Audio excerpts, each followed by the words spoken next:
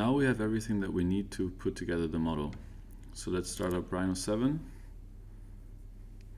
and let's make a new model with large objects and meters as the unit.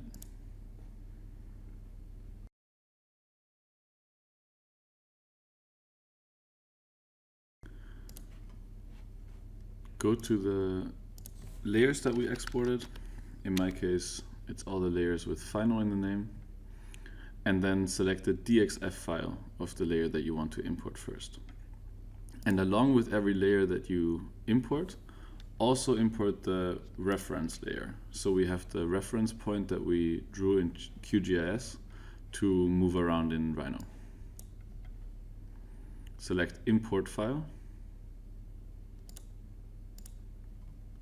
And OK. OK. The geometry that you import will be pretty far away from the origin. So use Control A or Command A on a Mac to select everything and type ZS for zoom selected to bring your viewport to the objects you just imported. And now you can see we have the water that I exported from QGIS and the reference point layer. Unfortunately, Rhino does not recognize the different layers of QGIS, so we have to do that by hand. So let's right-click in the layer panel, select New Layer, call it Water in this case, and select everything that we just imported. Right-click on the new water layer and say Change Object Layer.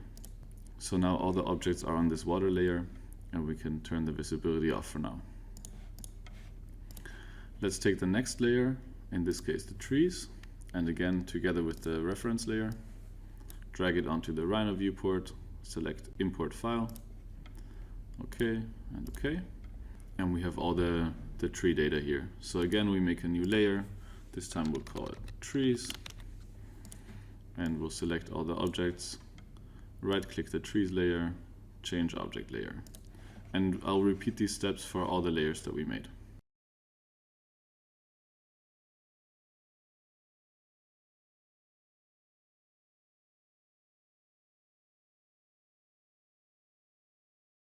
So now that we have all the layers imported, we can look at the geometry that we have. Let's start with the roads, for example.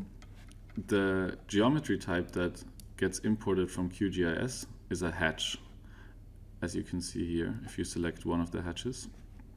And hatches are not very nice to work with in Rhino. So always the first step is to turn on one of the layers, in this case road, and let's actually also make it active. And use the select hatch command, SEL hatch, to select all the hatches. And then use the duplicate border, DUP border, to outline our hatches. And then again, we can select the hatches, and delete all of them. So basically, we're just creating outlines of all the hatches. These are curves now. And the next thing we need to do is create surfaces from the lines. If it's very simple shapes, you can just select all the curves you have on your canvas and use the planar surface command to turn it into a surface. In the case of roads or very complex water structures, you usually have to do it for each individual piece. So for example, this part of the road consists of these two curves, or this part here is kind of one individual part. So you just have to do it patch by patch a little bit. Select all the curves, use the planar surface command, and press enter. And then you can already see that the geometry type has changed to surface. If we change the viewing mode to shaded by right-clicking on the top text and clicking on shaded, then it's even a bit easier to see. And I'll just repeat these steps for the rest of the curves.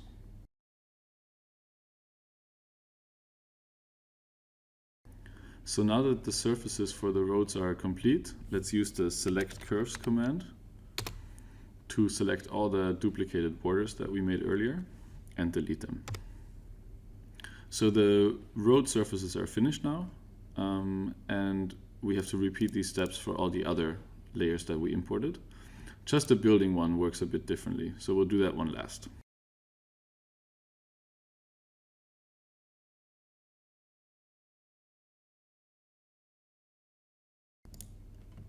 Alright, so now that all the layers are finished, let's take a look at the building layer. So far, all the layers that we imported were flat. But because we added the Z values in QGIS for the buildings, if we look into the 3D mode, we have to select all and ZS to zoom selected. Then you can see from the side that there's actually different heights to these surfaces. So the first steps are the same. We'll select hatch and duplicate border, and then we'll select the hatch again and delete it, and we'll select the curves, and instead of turning these into surfaces now, we'll extrude these curves. Let's just turn on the project boundary surface so we can get an idea where the ground level is, and then use the extrude curve command to extrude all the lines. Make sure that both sides is turned off and solid is turned on, and just pull all the buildings down and click. Then we can delete the input curves by just hitting delete. If we change the display mode to shaded, we can see that we have all the buildings now. And the final step for the buildings is to cut them off at ground level. So select all the buildings and use the command Boolean split. And for the cutting surface, we'll use the ground plane and press enter. And select the bottom part of the building and delete. So now if we turn on all the layers, you can see that the model is already almost complete. The main problem is still that if we change the display mode to rendered,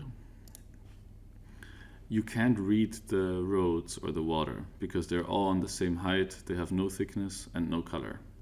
So let's change that. We can start with the road, right click on the layer with all the road surfaces and go to select objects. And then in the material tab, you can add a new material, choose the plastic one, and for the color we'll use a dark gray for a road. And then right click on the new material you've made and select assign to objects. So now you can already see that the roads are turning gray, which is really good, but there's this graphical error because the ground plane and the roads are exactly in the same place. So let's just move all the roads up a little bit using the Z-axis, the blue one of the gumball, and maybe 0.001 meters. And let's see if that was already enough. No, not quite. Maybe again by this distance and again. And that looks pretty good. And we can do the same thing for the other layers now.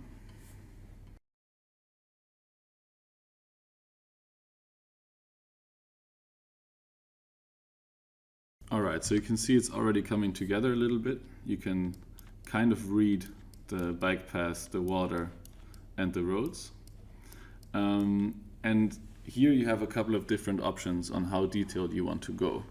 One thing that's usually nice is to actually give the water a bit of depth, so the water is maybe a meter below the actual ground plane. So I'll show you how to do that. But if you want to go into a little bit more detail, you can also add proper edges for your bike paths or extrude the surfaces to give them a little bit of thickness. For example, if we want to make the bike path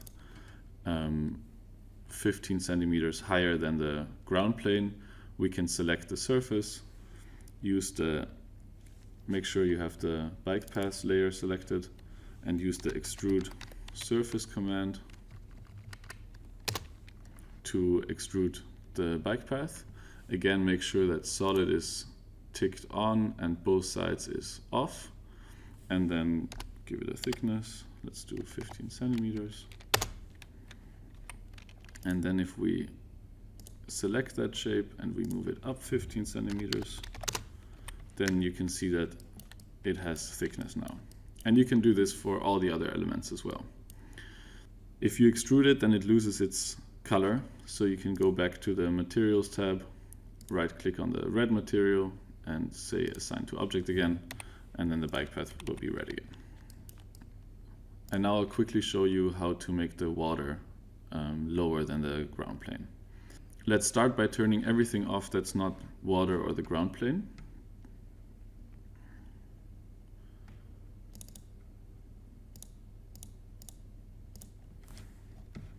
And let's switch to shaded mode so we can see it a little bit better.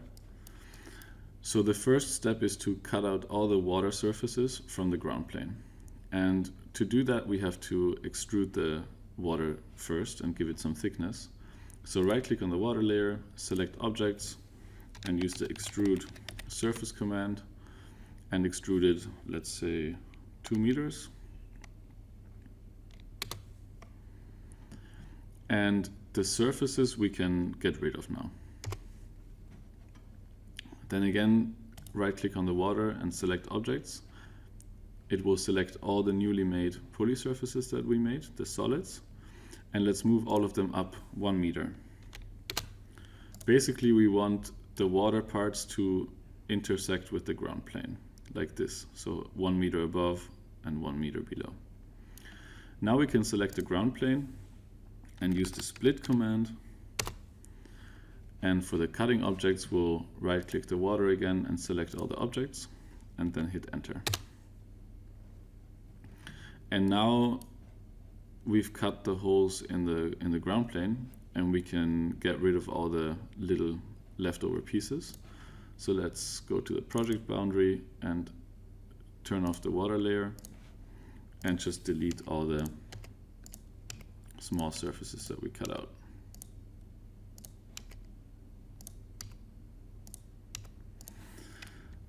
Our next step is to also give the ground plane some thickness.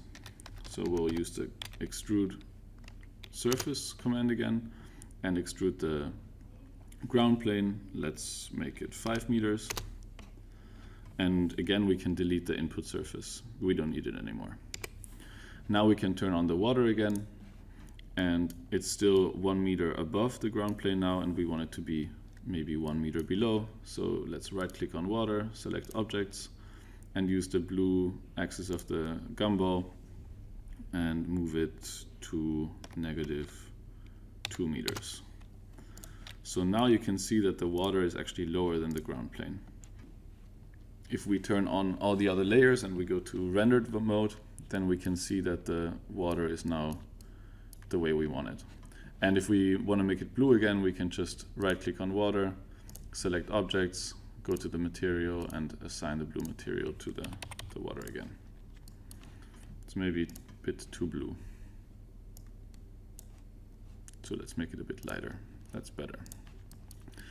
The final step to finish our model will be to use the points that we extracted from QGIS for the trees and put a tree for every point. And we'll use Grasshopper to do that. But don't worry, it's not very hard. Let's make a new layer. Actually, let's call it Grasshopper trees. And we need to model a sample tree that we want to copy everywhere. We'll do that by drawing a circle first with a radius of, let's say, 10 centimeters, and then selecting that curve, use the extrude curve command and extrude it, let's say 5 meters.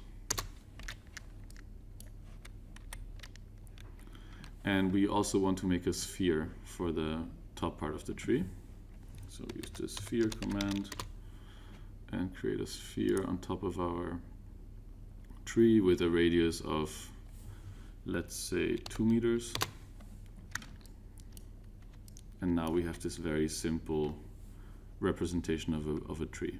Of course, you can also play with the different sizes, or you can make a completely different tree, whatever you want for your model. So now it's time to open Grasshopper by just typing Grasshopper into the command line. And what we want to do here is take this tree and copy it to every point that we have from QGIS. So at first we'll make a geometry container for these two elements by double-clicking on the canvas and searching for geometry. Select those two objects and then right-click on the container and set multiple geometries. So now we can actually hide the geometry in Rhino, select it and use the hide command. And we can see that those two objects are in our Grasshopper script now. The second geometry container we need is for all the points. So we'll double click on the canvas again and look for the point container. And in Rhino, we'll right click on the tree point layer and select objects. So all the points are selected. And in Grasshopper, we can right click on our point container and choose the set multiple points option. And now you can see that Grasshopper recognizes all those points. The next thing we want to do is create a base point for our tree that we copy from. So we use the point command in Rhino, and we just draw a point on the bottom of the tree, like this. And we'll reference this one in Grasshopper as well. So select the point, double click on the canvas, and look for another point container, right click, set one point. Now we're ready to go. We're going to use the orient component to copy the tree to all the points. So double click again and look for the orient component. And the first input is the geometry that we want to move. And that's our tree, which is here in this container. So we'll connect this container to the G input. The second input is the initial plane, so the starting point where we copy from. And in our case, that's an XY plane because it's a flat surface, the ground that we're relating our tree to. So you double click, you go to XY and you look for the XY plane component. And for the origin input, we use that one base point that we drew. So we connect the base point to the XY plane. You can already see the plane displayed in Rhino, and use it for the A input. And the target plane will be also an XY plane, a flat one on the ground, but then for the origin input, all the points that we got from QGIS. So we'll make another XY plane component, use the input of the points from QGIS for the O input, and then connect this one to the B part of your orient component. And this might take a little while because it's a fairly heavy transformation for your computer. Unfortunately, our trees don't have both parts yet, and we can fix this by taking our geometry container, right-clicking it, and selecting the graphed option. And it will take your computer another while to calculate all the trees. And now you can bring the geometry back from Grasshopper into Rhino by just right-clicking on the orient component and selecting Bake. As a target layer, we'll use Grasshopper trees and just select OK.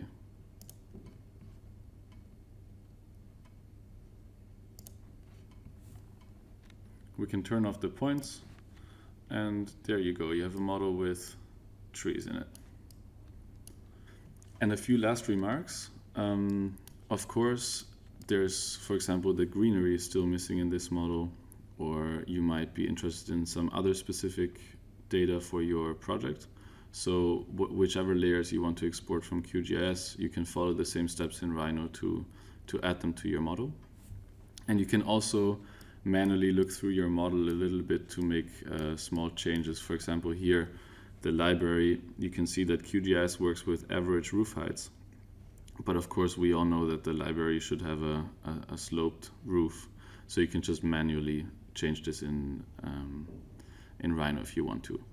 Also, if you want very detailed roof shapes and more detailed buildings than this, and you don't care if they're not editable, then you can use the 3D Bach download that I talked about in the last video to just import meshes from an OBJ file. Good luck with your model.